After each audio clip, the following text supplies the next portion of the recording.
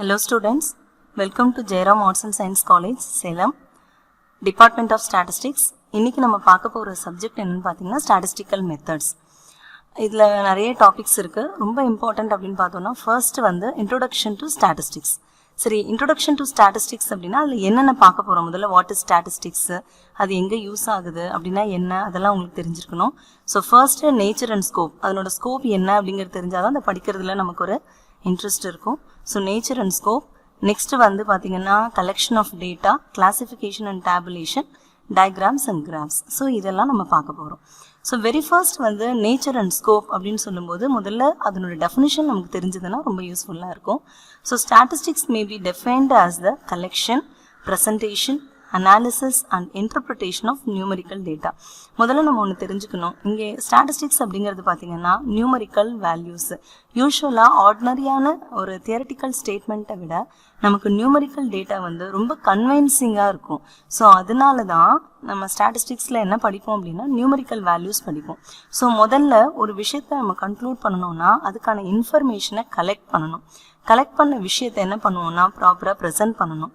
Present பண்ணதுக்கப்புறம் அதை analyse பண்ணணும், ஃபைனலாக நம்ம கன்க்ளூஷன் கொடுக்கணும். ஸோ இது எல்லாமே சேர்ந்தது தான் நம்ம ஸ்டாட்டிஸ்டிக்ஸ்னு சொல்கிறோம். ஸோ இந்த ஸ்டாட்டிஸ்டிக்ஸ் எப்படியெல்லாம் இருக்கணும் அப்படின்னு அதனோட நேச்சர் நிறைய இருக்குது. அதில் ஒரு சிலது பார்த்தோம் அப்படின்னா statistics are aggregate of facts. நிறைய ஒரே ஒரு நம்பரை வச்சுக்கிட்டு அதை நம்ம ஸ்டாட்டிஸ்டிக்ஸ்னு சொல்ல முடியாது. அது நிறைய நம்பர்ஸ் இருந்ததுன்னா அதை நம்ம வந்து ஸ்டாட்டிஸ்டிக்ஸ்னு சொல்லலாம். அந்த மாதிரி statistics are affected to marked extent by the multiplicity of causes. So ஒரு விஷயம் எடுத்தோம் அப்படின்னா அதை அஃபெக்ட் பண்ணுற மாதிரி நிறைய விஷயங்கள் இருக்கலாம். ஃபார் எக்ஸாம்பிள் இப்போ மார்க்ஸ் அப்படின்னு எடுக்கிறோன்னு வச்சுக்கோங்களேன். மார்க்ஸ் அப்படிங்கிறது வந்து அந்த ஸ்டூடெண்ட்டு அவன் எப்படி அவனோட ப்ரெசன்டேஷன் இருந்தது, அவன் எப்படி படிச்சிருக்கான், அவனுக்கு அந்த சப்ஜெக்ட் எப்படி டீச் பண்ணப்பட்டிருக்கு. ஸோ இதெல்லாம் பேஸ் பண்ணி இதெல்லாம் நிறைய காசஸ். அந்த மார்க் அவுட்புட் வரத்துக்கு நிறைய ரீசன்ஸ் இருக்கும். சேல்ஸுங்கிற அவுட்புட் வரத்துக்கு நிறைய ரீசன்ஸ் இருக்கும். அந்த மாதிரி. ஸோ நெக்ஸ்ட் பார்த்தீங்கன்னா ஸ்டாட்டிஸ்டிக்ஸ் ஆர் நியூமரிக்கலி எக்ஸ்பிரஸ்டு. நம்பரில் தான் நம்ம சொல்லுவோம். Next statistics should be enumerated or estimated. நம்ம ஒன்றா அந்த வேல்யூஸை கால்குலேட் பண்ணுறோம், இல்லைனா நம்ம based on the past data estimate பண்ணுறோம். So statistics should be collected with reasonable standard of accuracy. ஒரு பர்டிகுலர் இவ்வளோ நம்ம வந்து ஒரு ஆன்சர் சொல்கிறோன்னா இத்தனை பர்சன்டேஜ் வந்து அந்த ஆன்சர் கரெக்டாக இருக்குங்கிற ஒரு அக்யூரசி நம்ம கொடுக்குறோம். Next statistics should be collected in a systematic manner for a predetermined purpose. ஏற்கனவே நம்ம என்ன பண்ணுறோம்னா ஆல்ரெடி இருக்கிற பர்பஸ்லுக்கு நம்ம ஃப்ரீயாக என்ன பண்ணுறோம் அப்படின்னா அதனோட ஒரு சிஸ்டமேட்டிக் மேனரில் நம்ம அந்த இன்ஃபர்மேஷனை கலெக்ட் பண்ணுறோம். Next statistics should be placed in relation to each other. So ஒன்று ஒரு வேல்யூ கண்டுபிடிச்சிட்டு அதோட நம்ம ஃபுல் ஸ்டாப் வைக்க போகிறது கிடையாது. அதனோட அப்ளிகேஷன்ஸ் நிறைய இருக்கும். ஸோ அதுக்கு ரிலேஷன்ஸ் நிறைய இருக்குது. ஓகே, இதெல்லாம் இதனோட நேச்சர் எப்படி தான் இருக்குங்கிறத நம்ம தெரிஞ்சிருக்கோம். நெக்ஸ்ட் வந்து scope. The scope of the discipline of statistics broadened in the early 19th century to include the collection and analysis of data in general. ஏற்கனவே நம்ம சும்மா டேட்டா கலெக்ட் பண்ண நான் சொன்னேன் இல்லைங்களா, அந்த மாதிரி டேட்டா கலெக்ட் பண்ணவும் அதை அனலைஸ் பண்ணவும் தான் யூஸ் பண்ணோம். ஆனால் இன்னைக்கு பார்த்தீங்கன்னா today statistics is widely employed in government, business and the natural social sciences. இந்த மாதிரி எல்லாத்துலேயுமே இது இல்லாத ஃபீல்டே இல்லைங்கிற மாதிரி எல்லா ஃபீல்ட்லேயுமே நம்ம அப்ளை பண்ணிட்டு இருக்கோம். ஸோ இதை வந்து ஒரு சில எக்ஸாம்பிள்ஸ் மட்டும் பார்த்தோம்னா physical science, biological science, social science, இதில் எல்லாத்துலேயும் நம்ம என்ன பண்ணுறோம் நியூமரிக்கல் ஃபார்மில் டேட்டா கலெக்ட் பண்ணி வச்சுருக்கோம். ஸோ எந்தெந்த இடத்துல wherever the observations are made recorded in numerical form, numbers எங்கெல்லாம் டீல் பண்ணுறோமோ அங்கெல்லாம் நம்ம ஸ்டாட்டிஸ்டிக்ஸ் யூஸ் பண்ணுறோம். சரி, என்னென்னா அதுக்கு ஏதாவது எக்ஸாம்பிள் சொல்ல முடியுமா? எந்த ஃபீல்டில் நம்ம வந்து அதெல்லாம் யூஸ் பண்ணிகிட்ருக்கோம்? பயோ ஸ்டாட்டிஸ்டிக்ஸ்னு இருக்குது, பயாலஜியில் business statistics, economic statistics, social statistics, survival analysis, statistics in various sports, particularly baseball and cricket. இந்த மாதிரி எங்கெல்லாம் நியூமரிக்கலாக நம்ம டேட்டா கலெக்ட் பண்ணுறோமோ அது எல்லாமே என்ன சொல்லலாம் அப்படின்னா ஸ்டாட்டிஸ்டிக்ஸ்னு சொல்லலாம். ஓகே, ஓரளவுக்கு ஸ்டாட்டிஸ்டிக்ஸ் அப்படிங்கிறது என்னங்கிறது உங்களுக்கு புரிஞ்சிருக்கும், அதனோட நேச்சர் தெரிஞ்சிருக்கும், அதனோட ஸ்கோப் எங்கே, அப்ளிகேஷன்ஸ் எங்கெல்லாம் இருக்குது அப்படிங்கிறது ஓரளவு புரிஞ்சிருக்கும். சரி, இப்போது இந்த கலெக்ஷன் ஆஃப் டேட்டான்னு இருக்குது இல்லைங்களா. ஸோ இந்த டேட்டா அப்படின்னாலே numerical observations. So numerical observations அப்படின்னா அதுதான் one of the nature of the statistics. சரி, இந்த நியூமரிக்கல் அப்சர்வேஷன்ஸை எப்படி கலெக்ட் பண்ண போகிறோம்? ஏன்னா முதல் ஸ்டெப்பே ஸ்டாட்டிஸ்டிக்ஸில் என்னென்னு பார்த்தீங்கன்னா கலெக்ஷன். ஸோ அதனால் அதை எப்படி கலெக்ட் பண்ண போகிறோம்? அந்த செட் ஆஃப் நியூமரிக்கல் அப்சர்வேஷன்ஸ் நம்ம என்ன சொல்லுவோம்னா டேட்டான்னு சொல்லுவோம். ஸோ அதை ரெண்டு டைப்பாக நம்ம பிரிப்போம். என்னென்னா ஒன்று பார்த்தீங்கன்னா ப்ரைமரி டேட்டா, இன்னொன்று செகண்டரி டேட்டா. சரி, பிரைமரி டேட்டானா என்ன? Primary data refers to those data which are collected first hand by the investigator concerned. Such data are original in character. First time நம்ம தேவைக்காக நம்மளே ஃபீல்டில் போய் இறங்கி இன்ஃபர்மேஷன் கலெக்ட் பண்ணோம்னா அதை பிரைமரி டேட்டா அப்படின்னு சொல்லுவோம். For example, data obtained in a population census. சென்சஸில் கலெக்ட் பண்ணுற information by the office of the registered general and census commissioner. Another example is finding out oxygen consumption of a fish or a frog over a period. So நம்ம தேவைக்காக நம்மளுடைய ஏதாவது ஆராய்ச்சி பண்ணுறோம் அப்படின்னா அதுக்காக நம்ம என்ன பண்ணுறோம் அப்படின்னா இன்ஃபர்மேஷன் கலெக்ட் பண்ணுறோன்னா டைரெக்டாக கலெக்ட் பண்ணுறோன்னா அதை என்ன சொல்லலாம்னா ப்ரைமரி டேட்டான்னு சொல்லலாம். சரி, இந்த ப்ரைமரி டேட்டாவை எப்படி எல்லாம் கலெக்ட் பண்ணலாம்? நிறைய மெத்தட்ஸ் இருக்குங்க. ஸோ அதில் பார்த்தீங்க அப்படின்னா அதை கன்க்ளூட் பண்ணி ஒரு 3 மெத்தடாக கொடுத்துருக்காங்க. Survey method, experimental method, observation மெத்தட்னு சொல்லியிருக்காங்க. சர்வே மெத்தட் அப்படின்னா நீங்கள் போய் சர்வே பண்ணலாம், டைரெக்டாக பண்ணலாம். நம்மளா டைரெக்டாக ஃபீல்டில் போய் இன்ஃபர்மேஷன் கலெக்ட் பண்ணலாம். இல்லை அப்படின்னா அவங்களுக்கு தெரிஞ்சவங்களை வச்சு இன்டைரக்டாக ஓரலாக இன்ஃபர்மேஷன் நம்ம கலெக்ட் பண்ண முடியும். இல்லை அப்படின்னா என்ன பண்ணலான்னா மெயில்டு கொஷினரை நம்ம வந்து மெயில் பண்ணலாம் அவங்களுக்கு, அவங்க அதை ஃபில் பண்ணி அனுப்புவாங்க. ஸோ இந்த மாதிரி கலெக்ட் பண்ணுறது வந்து சர்வே மெத்தட்னு சொல்லலாம். நெக்ஸ்ட் எக்ஸ்பெரிமெண்டல் மெத்தட்னா நிறைய பெரிய பெரிய இண்டஸ்ட்ரீஸ்லலாம் R&D டிபார்ட்மெண்ட் இருப்பாங்க. ஸோ அவங்கெல்லாம் ஒவ்வொரு விஷயத்துக்கும் ரிசர்ச் பண்ணி அதை வந்து என்ன ரிசல்ட்டுன்னு பார்ப்பாங்க. ஸோ ரிசர்ச் பண்ணும்போது அந்த எக்ஸ்பெரிமெண்ட்ஸ் எல்லாம் பண்ணுவாங்க. ஸோ எந்த மாதிரி ரிசல்ட்ஸ் வருது, ஒன்றும் இல்லை. இப்போது நம்ம பேசிகிட்டு இருக்கிற இந்த கொரோனா வைரஸ், அதுக்கு எப்படி மெடிசன்ஸ் கண்டுபிடிக்கலாம், அதுக்கு என்னென்ன காம்பவுண்ட் எல்லாம் யூஸ் பண்ணலாம் அப்படிங்கிற மாதிரியெல்லாம் பார்க்கும்போது அதெல்லாம் என்ன பண்ணுவாங்க, லேபில் வந்து எக்ஸ்பெரிமெண்ட் பண்ணுவாங்க, அதை ஆன்சரை கொண்டு வருவாங்க. ஸோ அந்த மாதிரி அதை ட்ரை பண்ணிட்டு இருப்பாங்க. ஸோ அந்த மாதிரி பண்ணி ரிசல்ட் கொடுக்கறது வந்து எக்ஸ்பெரிமெண்டல் மெத்தட். அப்சர்வேஷன் கொடுத்தா அது எக்ஸ்பெரிமெண்டல் மெத்தட். அதே மாதிரி நெக்ஸ்ட் வந்து அப்சர்வேஷன் மெத்தட்னா, இப்போ ஏதாவது ஒரு கிராப்புக்கு ஒரு பர்டிகுலர் ஃபெர்டிலைசர் கொடுக்குறோம், அது எப்படி வளர்ந்துட்டு இருக்கு, டெய்லி அதை பார்த்து அப்சர்வ் பண்ணி நம்ம டேட்டா நோட் பண்ணிக்கிட்டோம்னா அது அப்சர்வேஷன் மெத்தட். ஸோ இந்த மாதிரி பிரைமரி டேட்டாவை நம்ம கலெக்ட் பண்ணிக்கலாம், ஃபர்தராக நம்ம யூஸ் பண்ணிக்கலாம். இதுலேயே இன்னொரு டைப் இருக்குங்க, செகண்டரி டேட்டா. செகண்டரி டேட்டானா என்ன? Data which are not originally collected but collected from either published or unpublished source are called secondary data. ஏற்கனவே கலெக்ட் பண்ண டேட்டாவை நம்ம என்ன பண்ணுவோம்னா, அதாவது ஒரு பப்ளிஷ்டு சோர்ஸில் இருக்கும், இல்லைனா அன்பப்ளிஷ்டு சோர்ஸில், அதாவது ஏதாவது ஒரு ஆஃபீஸில் இருக்கும், இல்லை ஏதாவது ஒரு ஜேர்னல் புக்ஸில் வந்திருக்கும், அது நமக்கு அந்த டேட்டா தேவைப்படும். ஸோ அதை நம்ம எடுத்துக்கிட்டோம், யாராவது ஒருத்தர் அவங்களுக்காக கலெக்ட் பண்ணியிருப்பாங்க, அதை நமக்காக நம்ம எடுத்துக்கிட்டோம்னா அந்த டேட்டாவை செகண்டரி டேட்டா அப்படின்னு சொல்லுவோம். It is a data which are collected by somebody for some other purposes. So வேற ஒரு விஷயத்துக்காக ஒருத்தர் கலெக்ட் பண்ணி வச்சிருக்காங்க. ஸோ நம்ம என்ன பண்ணுறோம் அப்படின்னா அதை வந்து நமக்காக யூஸ் பண்ணிக்கிறோம். ஸோ அதில் என்னென்ன டைப்ஸ் இருக்குன்னா பாருங்கள், official publications of the government, publications of research institutions, professional bodies, economic, trade and scientific journals, இந்த மாதிரி புக்ஸில் இருந்து இதெல்லாம் நம்ம என்ன பண்ணலாம்னா இன்ஃபர்மேஷனை கலெக்ட் பண்ணிக்கலாம். அடுத்தது பார்த்தீங்க அப்படின்னா செகண்ட் வந்து இப்போ கலெக்ஷன் ஆஃப் டேட்டா எப்படி கலெக்ட் பண்ணோம். சரி, கலெக்ட் பண்ண டேட்டாவை அப்படியே வச்சுருந்தோன்னா அதுலேருந்து என்ன யூஸஸ்? ஸோ அது என்ன பண்ணோம்னா கிளாசிஃபிகேஷன் அண்ட் டேபுலேஷன். முதல்ல ஏதாவது ஒரு கேரக்டரை பேஸ் பண்ணி கிளாஸிஃபை பண்ணலாம், பண்ணிவிட்டு என்ன பண்ணலாம், அதை ஒரு டேபிளில் ப்ரெசென்ட் பண்ணலாம். அப்போ தான் எல்லாருக்குமே ஈஸியாக புரியும். ஒரு பேராகிராஃபாக தியரியாக கொடுத்தா நமக்கு கன்ஃபியூஸ் ஆகும். ஸோ அதனால் ஃபர்ஸ்ட்டு கிளாசிஃபிகேஷன். கிளாசிஃபிகேஷன்னா என்ன? It is a process arranging a huge mass of heterogeneous data into depict the salient features of the data. முக்கியமான கேரக்டர்ஸ் இருக்கிற மாதிரி நம்ம பிரிக்கிறோம். The arrangement facilitates comparison and proper analysis of the data.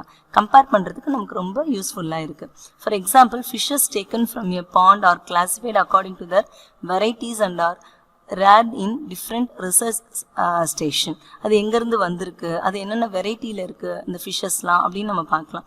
So இந்த மாதிரி கிளாசிஃபிகேஷனுக்கு நிறைய characters இருக்குது. இப்போது கிளாசிஃபிகேஷன் கலெக்ட் பண்ண டேட்டாவை கிளாஸிஃபை பண்ணுறதுக்கு ஏதாவது டைப்ஸ் இருக்கா, எதை பேஸ் பண்ணி பண்ணலாம் அப்படின்னு பார்த்தீங்கன்னா, ஃபர்ஸ்ட் பார்த்தீங்கன்னா qualitative classification. The data are classified on the base of sex, intelligence, variety, மேலா ஃபீமேலா, அவங்களோட இன்டெலிஜென்ட் கோஷன்ஸ் லெவலை வச்சு, நெக்ஸ்ட்டு வந்து அவங்க எம்ப்ளாய்டா அன்எம்ப்ளாய்டா, இந்த மாதிரி கேரக்டர்ஸ் குவாலிட்டிஸ் வச்சு பண்ணுறது குவாலிட்டேட்டிவ் கிளாஸிஃபிகேஷன். நெக்ஸ்ட் பார்த்தீங்கன்னா குவான்டிடேட்டிவ் கிளாசிஃபிகேஷன். இங்கே வந்து குவான்டிடேட்டிவ் நேம்லேயே இருக்கு இல்லையா, ஸோ நம்பர்ஸை பேஸ் பண்ணியிருக்கோம். So if the data are classified on the basis of phenomenon which is capable of quantitative measurements like age, height, weight, production etcetera, it is termed as quantitative classification. Example பாருங்கள், weight, next வந்து number of fish.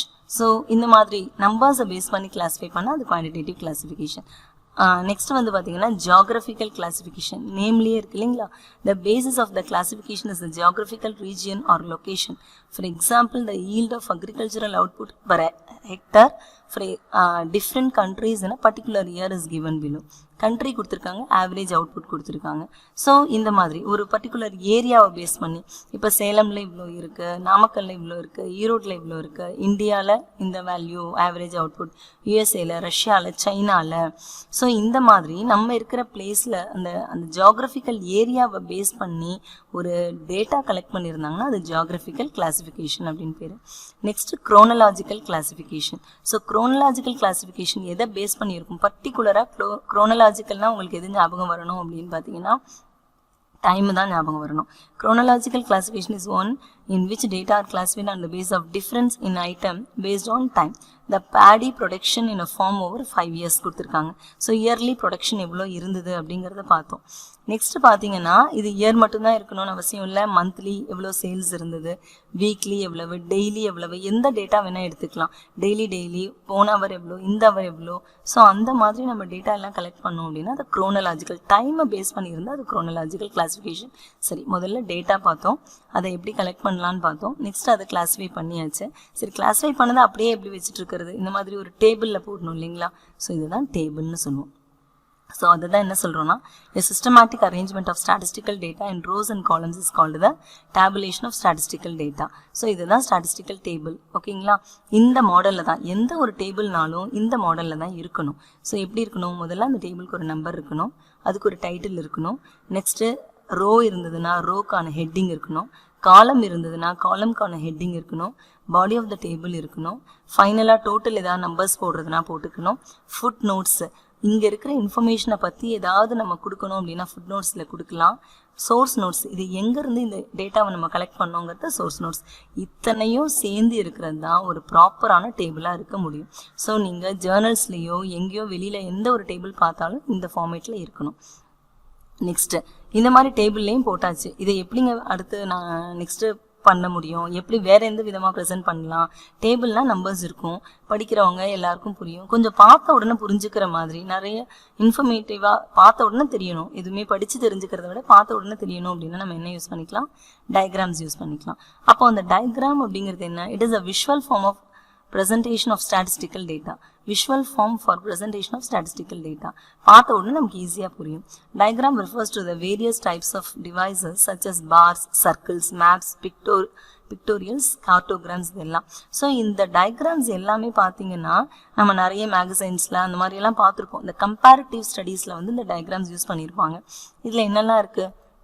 1 dimensional diagram, ஒரு ஆங்கிளில் மட்டும் பார்ப்போம், line and bar. 2 dimensional diagram, 2 ஆங்கிளில் பார்ப்போம், rectangle, square, circle. 3 dimensional diagramனு பார்த்தீங்கன்னா கியூபு, ஸ்பியர், சிலிண்டர். நெக்ஸ்ட் பிக்சர்ஸை வச்சு பார்க்குறது பிக்டோகிராம்ஸ். கவுண்டிங் வச்சு பார்ப்போம் அதெல்லாம். ஓகேங்களா. ஸோ அதெல்லாம் பார்க்குறது வந்து பார்த்தீங்கன்னா பிக்டோகிராமு. நெக்ஸ்ட் வந்து நம்மளோட பயாலஜிக்கல் அந்த மாதிரி ஜியாகிரபிக்கல் ரீஜனை வச்சு பார்க்குறது வந்து பார்த்தீங்கன்னா கார்டோகிராம். அந்த வேல்யூஸை வச்சு நம்ம மேப்பில் எல்லாம் பார்ப்போம் இல்லைங்களா. ஸோ அந்த மாதிரி. So 1 dimensional, 2 dimensional, 3 dimensional pictograms and cartograms are the different types of diagrams. சரி, ஃபார் எக்ஸாம்பிள் சும்மா சிம்பிள் பார் டயக்ராம் அப்படிங்கிறது பார்த்தீங்கன்னா இந்த டேட்டாவில் என்ன கொடுத்துருக்காங்க?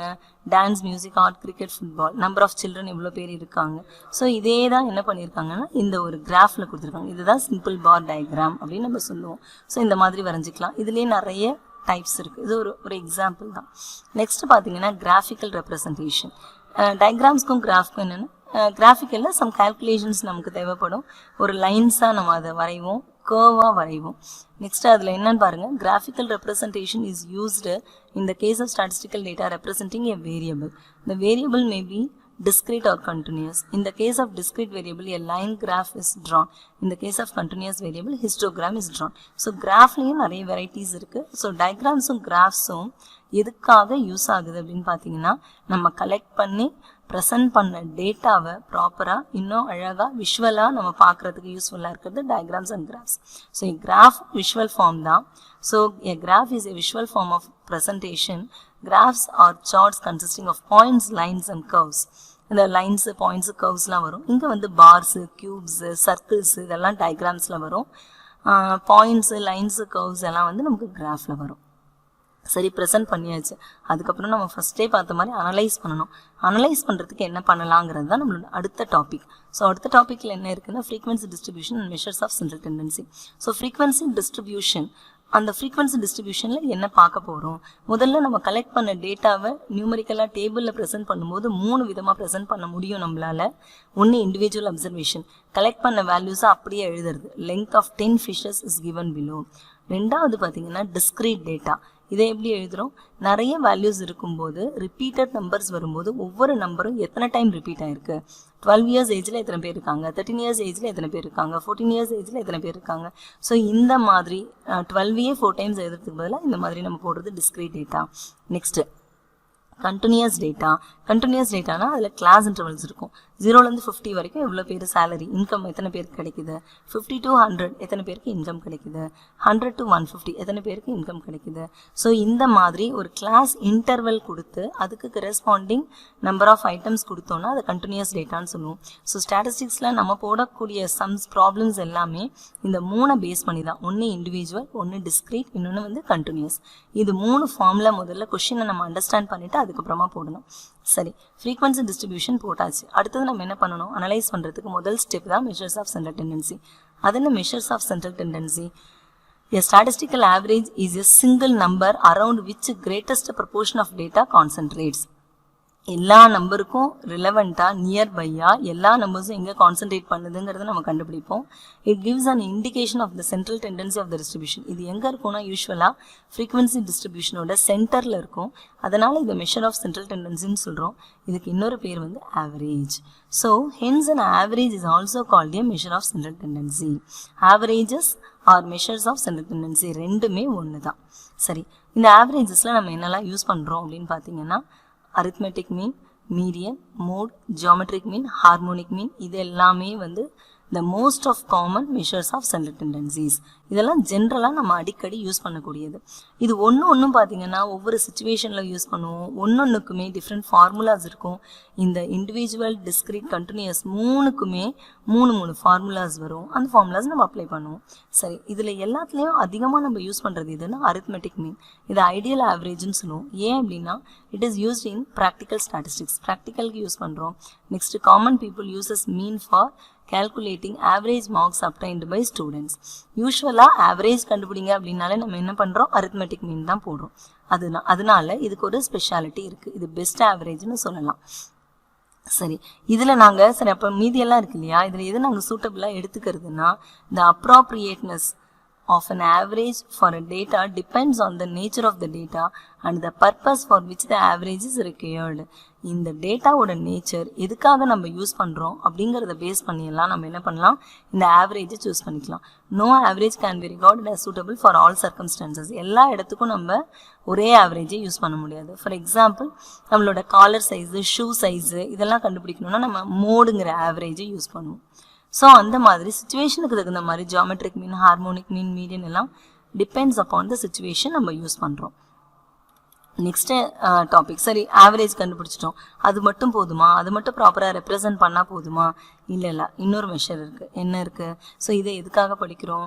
அந்த ஆவரேஜ் ஒரே அந்த ஹோல் டேட்டாவை ரெப்ரசன்ட் பண்ணுறது ஆவரேஜ். ஆனால் எல்லா டேட்டாவும் அந்த ஆவரேஜ்லேருந்து எவ்வளோ டிஸ்டன்ஸில் இருக்குதுன்னு சொல்கிறது தான் மெஷர்ஸ் ஆஃப் டிஸ்பர்ஷன். டிஸ்பர்ஷன் அப்படின்னா வேரியேஷன் அப்படின்னு சொல்லலாம். Dispersion may be defined as the extent of scatteredness of items around a measure of central tendency. அந்த மீன் ஆவரேஜை சுற்றி மற்ற நம்பர்லாம் எவ்வளோ தூரத்தில் இருக்குது அப்படின்னு படிக்கிறது தான் மெஷர்ஸ் ஆஃப் டிஸ்பர்ஷன். ஸோ அந்த measures of dispersion is defined to demonstrate the extent to which the individual measures differ an average from the mean or any other positional average. அந்த ஆவரேஜ்லேருந்து எவ்வளோ தூரத்தில் இருக்குதுன்னு படிக்கிறது மெஷர்ஸ் ஆஃப் டிஸ்பர்ஷன். சரி, இதில் என்னெல்லாங்க படிக்க போகிறோம் அப்படின்னு பார்த்தோம்னா இதில் டிஃப்ரெண்ட் மெஷர்ஸ் ஆஃப் டிஸ்பர்ஷன் என்ன இருக்குது? Range, quartile deviation, mean deviation, standard deviation and Lawrence curve. இந்த மாதிரி அங்கே எப்படி நம்ம மீன், மீடியன், மோட் எல்லாம் படித்தோமோ அந்த மாதிரி இந்த நேமில் இருக்கிற டிஃப்ரெண்ட் மெஷர்ஸ் படிப்போம். இதுவும் டிஃப்ரெண்ட் சுச்சுவேஷனுக்கு ஒவ்வொரு மெஷர் யூஸ்ஃபுல்லாக இருக்கும். இப்போ குவாலிட்டி கண்ட்ரோல்லாம் எடுத்துட்டோம்னா ரேஞ்ச் ரொம்ப யூஸ்ஃபுல்லாக இருக்கும். இதில் ஐடியல் மெஷர் அப்படின்னு பார்த்தீங்கன்னா ஸ்டாண்டர்ட் டீவியேஷனை நம்ம சொல்ல முடியும். குவார்டைல் டீவியேஷனுக்கு வந்து இன்னொரு நேம் என்னென்னா செமி இன்டர் குவார்டைல் ரேஞ்சுன்னு பேர். ரைட்டு. சரி, இதுக்கு முன்னாடி ஒன்று என்னவோ எழுதியிருக்கோம் இல்லையா, என்ன டைப்ஸ் ஆஃப் டிஸ்பர்ஷன். அதில் 2 டைப்ஸ் இருக்குது, absolute measure and relative measure. இது எதுக்குங்க, இந்த measures of center tendency dispersion ரெண்டுமே கம்பேரிசனுக்கு தான் யூஸ் ஆகுது. அப்போ இந்த அப்சல்யூட் மெஷர் வந்து நம்ம கம்பேர் பண்ணுற விஷயம் சேம் யூனிட்டாக இருந்ததுன்னா நம்ம என்ன பண்ணலாம், அப்சல்யூட் மெஷர் யூஸ் பண்ணலாம். அது டிஃப்ரெண்ட் யூனிட்ஸாக இருந்ததுன்னா ரிலேட்டிவ் மெஷர் யூஸ் பண்ணலாம். For example, we are given the monthly income of 5 workers கொடுத்துருக்காங்க, அவங்களுடைய ரேஞ்ச் வேல்யூ கண்டுபிடிச்சிருக்கோம். இது வந்து டிஸ்பர்ஷன் மெஷர், இன்கம் எல்லாமே ஒரே யூனிட்ல இருக்கு. ஸோ இதுக்கு பேர் அப்சல்யூட் மெஷர் ஆஃப் டிஸ்பர்ஷன். ஆனால் அடுத்தது பாருங்க, ஹைட்ஸ் இன் இன்ச்சஸ், வெயிட்ஸ் இன் கிலோகிராம்ஸ். இது ரெண்டையும் நம்ம கம்பேர் பண்ணணும் அப்படின்னா ஹைட்டு இன்ச்சஸில் இருக்குது, வெயிட்டு கிலோகிராம்ஸில் இருக்குது. ஸோ டிஃப்ரெண்ட் யூனிட்ஸில் இருக்கும்போது நம்ம கம்பேர் பண்ணுறதுக்கு நம்ம எதை யூஸ் பண்ணுறோம்னா that is relative measure of dispersion. அதை இன்னொரு விதமாக என்ன சொல்லலாம், கோஎஃபிஷியன்ட் ஆஃப் டிஸ்பர்ஷன் சொல்லலாம். ஃபார் எக்ஸாம்பிள், ரேஞ்சுங்கிறது அப்சல்யூட் மெஷர், கோஎஃபிஷியன்ட் ஆஃப் ரேஞ்சுங்கிறது ரிலேட்டிவ் மெஷர். குவார்டைல் டிவியேஷன்ங்கிறது அப்சல்யூட், கோஎஃபிஷியன்ட் ஆஃப் குவார்டைல் டிவியேஷன்ங்கிறது ரிலேட்டிவ். மீன் டிவியேஷன்ங்கிறது அப்சல்யூட், கோஎஃபிஷியன்ட் ஆஃப் மீன் டிவியேஷன்ங்கிறது ரிலேட்டிவ். ஸ்டாண்டர்ட் டிவியேஷன் அப்படிங்கிறது அப்சல்யூட், அதனோட ஸ்டாண்டர்ட் டிவியேஷன் ரொம்ப பெஸ்ட் மெஷராக இருக்கிறதுனால அதனோட ரிலேட்டிவ் மெஷரை நம்ம என்ன சொல்லுவோம்னா கோஎஃபிஷியன்ட் ஆஃப் வேரியேஷன் அப்படின்னு சொல்லுவோம். இது ரொம்ப ரொம்ப கம்பேரிசனுக்கு அதிகமாக நம்ம யூஸ் பண்ணுவோம். whenever it is decided to compare the dispersion of 2 or more series which are not expressed in the same unit, we will have to compare coefficient of dispersion. அதே தான், யூனிட் வந்து டிஃப்ரெண்ட்டாக இருக்கும்போது நம்ம கோஎஃபிஷியன்ட் ஆஃப் டிஸ்பர்ஷன் யூஸ் பண்ணுறோம். இதுக்கு ஒரு formula இருக்குது, என்ன standard deviation best measure of dispersion divided by mean. மீன்கிறது arithmetic mean. So arithmetic mean அந்த வேல்யூ என்ன பண்ணுறீங்க, கோஎஃபிஷியன்ட் ஆஃப் ஸ்டாண்டர்ட் டீவியேஷன், அதுக்கப்புறம் அரித்மெட்டிக் மீனை வச்சுட்டு நீங்கள் என்ன பண்ணுறீங்கன்னா டிவைட் பண்ணிவிட்டு standard deviation divided by mean into 100. So இது வந்து கோஎஃபிஷியன்ட் ஆஃப் வேரியேஷன். ஸோ முதல்ல டேட்டா கலெக்ட் பண்ணோம், நெக்ஸ்ட் அதை கிளாஸிஃபை பண்ணோம், அதில் டேபிளில் போட்டோம், டயக்ராம்ஸ் கிராஃப்ஸ் யூஸ் பண்ணி ப்ரெசென்ட் பண்ணோம். நெக்ஸ்ட் அந்த டேட்டாவை என்ன பண்ணீங்க அப்படின்னா இந்த மாதிரியான ஃபார்முலாஸ் யூஸ் பண்ணி முதல்ல ஆவரேஜ் கண்டுபிடிச்சோம், அதுக்கப்புறம் டிஸ்பர்ஷன் கண்டுபிடிக்கிறோம். சரி, இதை தாண்டி இதெல்லாம் ஒரே ஒரு வேரியபிள் வச்சு, சரி 2-3 வேரியபிள் இருந்தால் அது ஏதாவது மெஷர்ஸ் இருக்கா, இருக்குது. என்னன்னு பார்த்தீங்கன்னா காரிலேஷன் அண்ட் ரிக்ரெஷன். இதில் 2 டாபிக் என்ன இருக்குது, காரிலேஷன். காரிலேஷன்னா என்ன, correlation is one of the methods of studying the relationship between 2 or more variables. So measure of correlation is called correlation coefficient. அதாவது 2 அல்லது அதுக்கு மேலே இருக்கிற வேரியபிள்ஸ்க்கு நடுவில் இருக்கிற ரிலேஷன்ஷிப் படிக்கிறதுக்கு நம்ம காரிலேஷன் யூஸ் பண்ணுறோம். அதுக்கு என்ன எக்ஸாம்பிள் ஏதாவது சொல்ல முடியுங்களா, சொல்லலாம். என்னென்னா ஹைட்ஸ் ஆஃப் ஹியூமன் பீயிங்ஸும் உங்களோட வெயிட்ஸ், ஹைட்டுக்கும் வெயிட்டுக்கும் என்ன ரிலேஷன்ஷிப் இருக்குது, blood pressure and age and so on. There exists some relationship, price and supply, import and export. So these studies of relationship between the variables is known as correlation. So variables நடுவில் இருக்கிற relationship 2 or more நம்ம படித்தோன்னா அது வந்து correlation அப்படின்னு சொல்லலாம். இந்த காரிலேஷனில் என்னென்ன uses இருக்குது, எதுக்காக இதை நம்ம படிக்கிறோம் அப்படின்னா, in economics to study the relationship between price, quantity, demanded, இதெல்லாம் நம்ம படிக்கிறதுக்கு இந்த காரிலேஷன் நம்ம யூஸ் பண்ணிக்கலாம். The predictions based on correlation analysis are more precise and reliable. இந்த காரிலேஷனை பேஸ் பண்ணி நம்மளால நிறைய ப்ரெடிக்ஷன் சொல்ல முடியும். Next, correlation analysis helps in measuring the degree of relationship between the variables, supply, demand, price, income, expenditure, இதுக்கு நடுவில் இருக்கிற ரிலேஷன்ஷிப்பை நம்மளால சொல்ல முடியும். So correlation is the basis for the concept of regression and ratio of variation. இதுக்கப்புறம் இருக்கிற இன்னொரு மெத்தடான ரிக்ரெஷனுக்கு இந்த காரிலேஷன் தான் பேசிஸ். நெக்ஸ்ட், இந்த காரிலேஷனில் என்னென்ன டைப்ஸ் இருக்குது அப்படின்னு பார்த்தோம்னா, positive or negative correlation.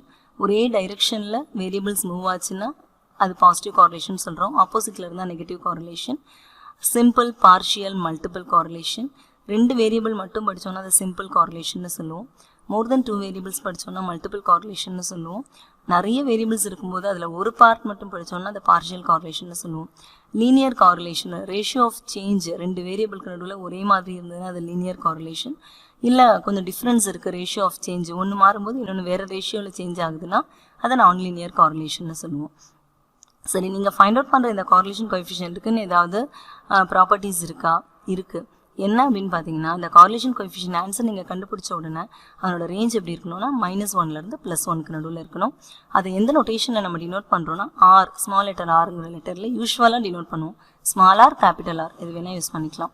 Next, 2 independent variables are uncorrelated. Correlation இல்லை அப்படின்னா அந்த 2 வேரியபிளை என்ன சொல்லலாம்னா ஒன்று டிபெண்ட் பண்ணலை, இண்டிபெண்டன்ட் வேரியபிள்ஸ்னு சொல்ல முடியும். Correlation coefficient is independent of change of origin and scale. So நம்ம ஆரிஜினையோ ஸ்கேலையோ மாற்றும் போது கார்லேஷன் வேல்யூ மாறாது. ஸோ அது வந்து இதனோட ஒரு ப்ராப்பர்ட்டியாக சொல்லலாம். சரி, என்னென்ன மெத்தட்ஸில் நம்மளால் கார்லேஷனை கண்டுபிடிக்க முடியும்னா கிராஃபிக் மெத்தடில் ஃபைண்ட் அவுட் பண்ணலாம். ஸோ ஸ்கேட்டர் டயக்ராம் மெத்தட், இன்னொன்று பார்த்தீங்கன்னா மேத்தமெட்டிக்கல் மெத்தட். ஸோ இந்த மேத்தமெட்டிக்கல் மெத்தடில் வந்து என்னெல்லாம் இருக்குன்னா Karl Pearson's coefficient of correlation small letter r is equal to n summation xy minus summation x into summation y divided by square root of n into summation x square minus summation x the whole square into square root of n into summation y square minus summation y the whole square. So இந்த formula இவர் use பண்ணியிருக்காரு. Values x and y இருந்ததுன்னா நம்ம கண்டுபிடிக்க முடியும். இன்னொரு formula என்னன்னு பார்த்தீங்கன்னா ஸ்பியர்மேன்ஸ் ரேங்க் கார்லேஷன். ஸோ இவர் என்ன ஃபார்முலா யூஸ் பண்ணியிருக்காரு அப்படின்னு பார்த்தீங்கன்னா சரி, இது எதுக்காக முதல்ல அப்படின்னு பார்த்தீங்கன்னா ஸ்பியர்மேன்ஸ் ரேங்க் கார்லேஷன் வந்து குவாலிட்டேட்டிவ் டேட்டாவை குவான்டிட்டியாக கன்வெர்ட் பண்ணி போடுறதுக்கு இந்த ரேங்க் கார்லேஷன் யூஸ்ஃபுல்லாக இருக்கும். ஸோ என்ன பண்ணலாம், it is applied in the problem in which data cannot be measured quantitatively but qualitative assessment is possible such as beauty, honesty, etc. So beauty கான்டெஸ்ட்லாம் நம்ம யூஸ் பண்ணுற கார்லேஷன் என்னன்னு பார்த்தீங்கன்னா rank correlation coefficient. So r is equal to 1 minus 6 sigma d square divided by n cube minus n அப்படிங்கிற ஃபார்முலாவை use பண்ணுறோம். So next வந்து பார்த்தீங்க அப்படின்னா ரெக்ரெஷன். ரெக்ரெஷன் அப்படிங்கிறது என்ன, காரலேஷன் வந்து டிகிரி ஆஃப் ரிலேஷன்ஷிப்பை வந்து ஒரே ஒரு நம்பரில் சொல்லும். ஸோ அதை தான் நம்ம என்ன சொல்கிறோம் அப்படின்னா காரலேஷன் அப்படின்னு சொல்கிறோம். ஒரு பர்டிகுலர் வேல்யூவில் சொல்கிறது தான் காரலேஷன் கோஎஃபிஷியன்ட். சரி, அப்போ வந்து ரெக்ரெஷன் அப்படின்னா என்னன்னு பார்த்தீங்கன்னா regression is the measure of average relationship between two or more variables in terms of the original units of data. The term regression literally means stepping back towards the average. It was first used by British biometrician Sir Francis Galton. So என்னன்னு பார்த்தீங்கன்னா regression வந்து ஒரு ஈக்குவேஷனாக நம்ம ரெண்டு வேரியபிளுக்கு நடுவில் ஒரு ஈக்குவேஷனாக நம்ம express பண்ணுவோம். இதுலேயும் லீனியர் ரெக்ரெஷன், நான் லீனியர் ரெக்ரெஷன் ரெண்டு இருக்குது. ஸோ நம்ம பார்க்குறது இதில் எழுதியிருக்கிறது என்னென்னு பார்த்தீங்கன்னா லீனியர் ரெக்ரெஷன் தான். ஸோ அது ரெண்டு விதமாக கண்டுபிடிக்க முடியும். ஒன்று டீவியேஷன் மெத்தட்லையும், இன்னொன்று லீஸ்ட் ஸ்கொயர்ஸ் மெத்தட்லையும். டீவியேஷன் மெத்தடில் y minus y bar equal to byx into x minus x பார்ங்கிற ஃபார்முலாவும், தென் லீஸ்ட் ஸ்கொயர் மெத்தடில் y equal to a plus bxங்கிற ஃபார்முலாவை எழுதுவோம். சரி, இந்த ஈக்குவேஷனுக்கு பேர் என்னென்னா regression line of y on x. அது என்ன y on xனா, இந்த இடத்துல y அப்படிங்கிறது வந்து டிபெண்ட் வேரியபிள், எக்ஸுங்கிறது வந்து இண்டிபெண்ட் வேரியபிள். ஸோ அதை பேஸ் பண்ணி நம்ம ஈக்குவேஷன் ஃபார்ம் பண்ணணும். அடுத்தது regression line of x on y அப்படின்னு சொல்லும்போது இங்கே x வந்து டிபெண்ட், y வந்து இண்டிபெண்ட். ஸோ இங்கே ஃபார்முலா அப்படியே மாறிக்கும். நமக்கு xyயை இன்டர்சேஞ்ச் பண்ணிப்போம். x minus x bar equal to bxy into y minus y bar. இங்கே x equal to a plus byன்னு எழுதலாம். இந்த ரெக்ரெஷன் ஈக்குவேஷன்ஸ் எங்கே யூஸ்ஃபுல்லாக இருக்கும்னா it helps in the formulation and determination of functional relationship. Next வந்து it helps in prediction and estimation. இதை base பண்ணி ஒரு வேல்யூ தெரிஞ்சால் நம்மளால் இன்னொரு வேல்யூ கண்டுபிடிக்க முடியும். ஸோ நமக்கு எஸ்டிமேட் பண்ண முடியும், ப்ரெடிக்ட் பண்ண முடியும். It helps in establishing a cause and effect relationship. நான் சொன்னேன் இல்லைங்களா, ஒன்று டிபெண்ட் ஒன்று இண்டிபெண்ட் அப்படின்னு சொல்லிட்டு. ஸோ காஸ் அண்ட் எஃபெக்ட், ஒரு விஷயத்தினால இன்னொரு விஷயம் எப்படி நடக்குதுங்கிறத அது நம்மளால சொல்ல முடியும். அது இதை வந்து எஸ்டாப்ளிஷ் பண்ணுது. தென் ஃபைனலாக நம்ம என்ன பார்க்குறோம் இங்கே அப்படின்னு பார்த்தீங்கன்னா சாம்பிளிங். ஸோ சாம்பிளிங்கில் என்னென்ன இருக்குது, types of sampling, sampling and non sampling errors. சரி, சாம்பிளிங் முன்னால் சாம்பிள்னா உங்களுக்கு ஏற்கனவே தெரியும். சாம்பிள்னா நம்ம யூஸ்வலாக அதிகமாக யூஸ் பண்ணுற ஒரு வேர்டு தான். A sample is defined as a collection of individual observations from a population about which inferences are to be made and is obtained by a specific method. Thus a sample is a subgroup of the population. இதுதான் main line.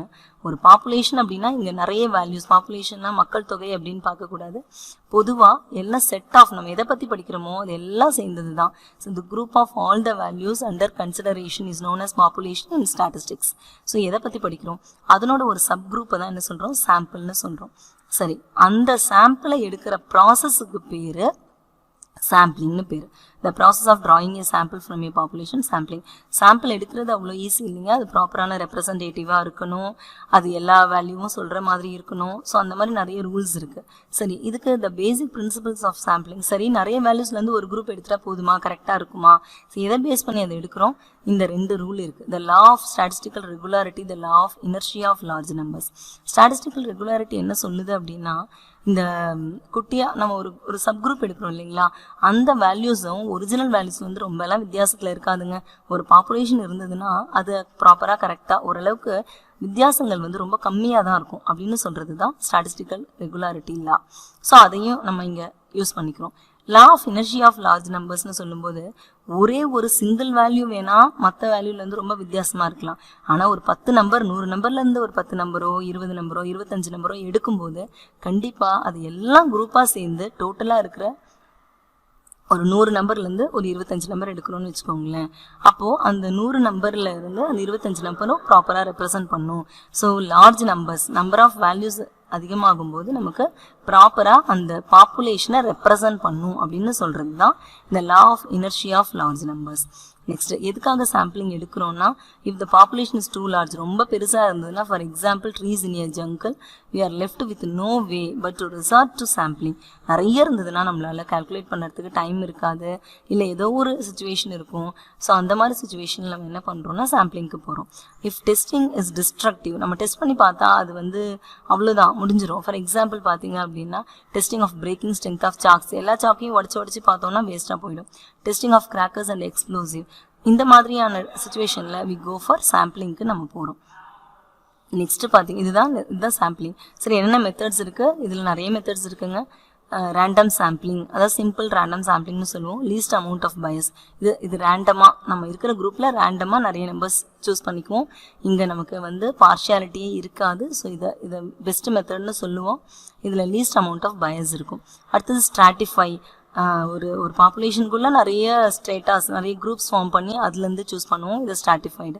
Systematic அப்படிங்கிறது சிஸ்டமேட்டிக்காக first number, 10th number, அதுக்கப்புறம் 19th number, அப்புறம் 29th number, அந்த மாதிரி பர்டிகுலராக நம்ம என்ன பண்ணுவோம், ஒரு பர்டிகுலர் நம்பரை சிஸ்டமேட்டிக்காக ரவுண்டாக சூஸ் பண்ணுறது சிஸ்டமேட்டிக். அதே போல் கிளஸ்டர், பெரிய குரூப்லேருந்து குட்டி குட்டி சப் குரூப்ஸாக கொண்டு வந்து நம்ம கிளஸ்டர் சாம்பிளிங் எடுப்போம். கன்வீனியன்ட் சாம்பிளிங், நம்ம கன்வீனியன்ட்டுக்கு தகுந்த மாதிரி அப்போ யாரெல்லாம் நமக்கு ஃபேவராக இருக்காங்களோ அவங்கள சூஸ் பண்ணுறது. யூஸ்வலாக இது நாட் குட், மோஸ்ட் பயஸ், இதில் தான் நிறைய மிஸ்டேக்ஸ் இருக்கும். ஸோ இந்த மாதிரி நிறைய சாம்பிளிங் மெத்தட்ஸ் இருக்குது. நம்ம சுச்சுவேஷனுக்கு, நம்ம டேட்டாக்கு என்ன தேவையோ அதை நம்ம யூஸ் பண்ணிக்கிறோம். நெக்ஸ்ட், இந்த சாம்பிள் பண்ணும்போது என்னென்ன டைப்ஸ் எரர்ஸ் இருக்கும்? மெயினாக 2 கேட்டகரிஸ் இருக்கும், sampling and non sampling errors. So the term error does not mean mistake in statistics. Mistake is a fault in thought or action. இது mistake நம்ம சொல்லக்கூடாது. But error is due to the system. Error refers to the difference between the actual value and that found on the basis of survey. நம்ம பண்ணுற சர்வேல கிடைக்கிற answer original answer. இது ரெண்டுக்கும் நடுவில் இருக்கிற வித்தியாசத்தை தான் எரர்னு சொல்கிறோமே தவிர அது மிஸ்டேக் கிடையாது. So in spite of all the precautions taken, errors creep into sample surveys as well as population surveys. சாம்பிள்லேயும் இருக்கலாம், பாப்புலேஷன் சர்வேலையும் இருக்கலாம். ஸோ சாம்பிள் சர்வேஸில் மட்டும் நம்ம வரக்கூடிய எரர்ஸ் என்ன சொல்லுவோம் அப்படின்னா சாம்பிளிங் எரர்ஸ்னு சொல்லுவோம். இல்லை மற்ற எரர்ஸ் சாம்பிள்லேயும் வரலாம், பாப்புலேஷன் சர்வேஸ்லேயும் வரலாம்னா அதை நான் சாம்பிளிங் எரர்ஸ்னு சொல்லுவோம். யூஸ்வலாக இந்த எரர்ஸ் என்னன்னு கண்டுபிடிச்சி அதை ரெக்டிஃபை பண்ணி நம்ம சாம்பிள் எடுக்கணும். ஸோ இந்த சப்ஜெக்டை பொறுத்த வரைக்கும் நீங்கள் முதல்ல என்ன டாபிக் பார்த்தோம், ஸ்டாட்டிஸ்டிக்ஸ்னால் என்ன, numerical observation. So numerical observation அப்படிங்கிறது என்னென்னு பார்த்தீங்க அப்படின்னா டேட்டான்னு சொல்கிறோம். அந்த டேட்டாவை முதல்ல என்னென்ன டைப்ஸ் ஆஃப் டேட்டாஸ் இருக்குது, அது என்னென்ன மெத்தட்ஸில் கலெக்ட் பண்ணலாம், கலெக்ட் பண்ண டேட்டாவை எப்படியெல்லாம் கிளாஸிஃபை பண்ணலாம், அதுக்கப்புறம் அதை டேபிள் எப்படி ப்ரெசென்ட் பண்ணலாம், ப்ரெசென்ட் பண்ண டேட்டாவை விஷுவலாக டயக்ராம்ஸ் அண்ட் கிராஃப்ஸை யூஸ் பண்ணி நம்மளால் கொடுக்க முடியும். நெக்ஸ்ட், அனலைஸ் பண்ணுறதுக்கு என்னென்ன டூல்ஸ் யூஸ் பண்ணுறோம், ஆவரேஜஸ்ங்கிற டூல் யூஸ் பண்ணுறோம், அதுக்கப்புறம் டிஸ்பர்ஷன் வேரியேஷனுங்கிற டூல்ஸ் யூஸ் பண்ணுறோம். மோர் தென் ஒன் வேரியபிள் இருக்கும்போது காரிலேஷன் ரெக்ரெஷன் அப்படிங்கிற டூல்ஸ் எல்லாம் யூஸ் பண்ணுறீங்க. ஸோ டேட்டா கலெக்ட் பண்ணுறதுக்கே நமக்கு மெயினாக என்ன யூஸ் ஆகுதுன்னா சாம்பிளிங் யூஸ்ஃபுல்லாக இருக்குது.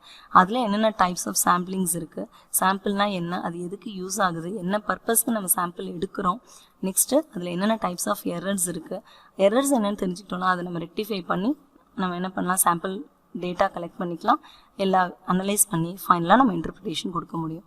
ஸோ இது டோட்டலாக பார்த்தீங்கன்னா ஸ்டாட்டிஸ்டிக்ஸோட ஒரு என்ன இந்த ஸ்டாட்டிஸ்டிக்கல் மெத்தட்ஸில் படிக்க போகிறோம் அப்படிங்கிறது ஒரு அவுட்லைன். Thank you students.